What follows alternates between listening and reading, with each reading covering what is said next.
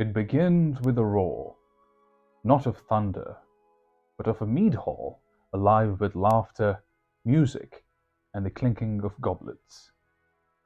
But beyond the firelit walls, darkness stirs, a shadow that will soon test the strength and courage of one man, Beowulf. Today we journey into the heart of one of the oldest and greatest tales ever told, a story born from the oral traditions of the Anglo-Saxons. Beowulf is more than an epic poem. It is a mirror reflecting the fears, hopes, and values of a distant age. The tale of Beowulf dates back to 700 to 1000 CE, composed during the Anglo-Saxon era in what is now England. Though written in Old English, its roots lie in the oral traditions of the Scandinavian and Germanic peoples. Scholars believe that the events of Beowulf reflect a time even earlier, around the 6th century CE, when tribal kingdoms and warrior culture dominated Northern Europe. The only surviving manuscript, known as the Noel Codex, narrowly escaped destruction in the fire in 1731. Preserved in the British Library today, it remains a vital link to a world where tales of heroism were as essential as breath. The story begins in Heorot, the great hall of King Hrothgar of the Danes. For years, his kingdom has been plagued by a monstrous being, Grendel, a creature born of darkness, terrorizing the hall and killing its warriors. Word of his terror reaches a young Geatish warrior named Beowulf, who sails across the sea with his loyal men to offer aid. This is where the legend truly begins. Beowulf confronts Grendel not with weapons, but his bare hands, a testament to his extraordinary strength and courage. Grendel is eventually defeated, retreating to die in the wilderness. The kingdom rejoices, but their relief is short-lived. Grendel's mother, an even more formidable foe, seeks vengeance. Beowulf dives into her underwater lair and emerges victorious, armed with a magical sword. Years pass. Beowulf returns to Jutland, where he becomes king, ruling wisely for 5 decades.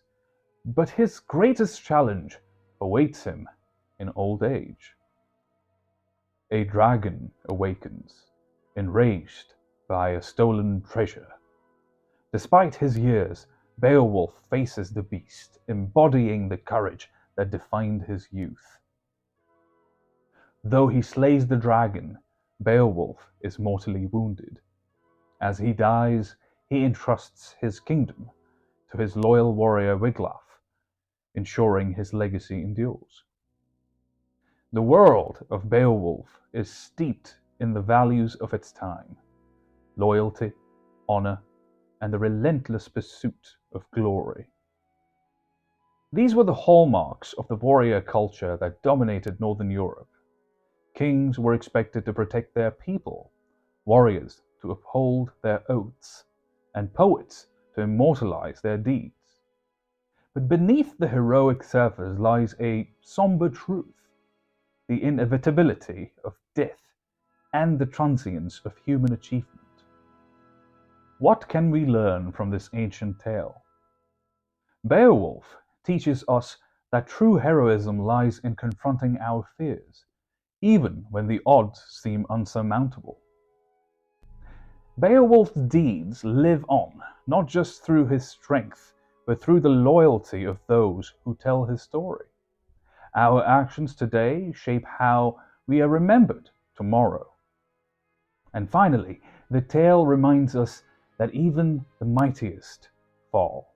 Accepting our mortality gives greater meaning to the lives we lead.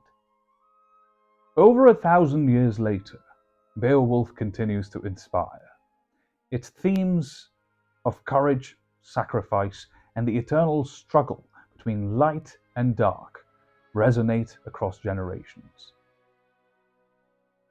From J.R.R. Tolkien's Lord of the Rings to countless modern adaptations, the story of Beowulf remains a cornerstone of Western literature.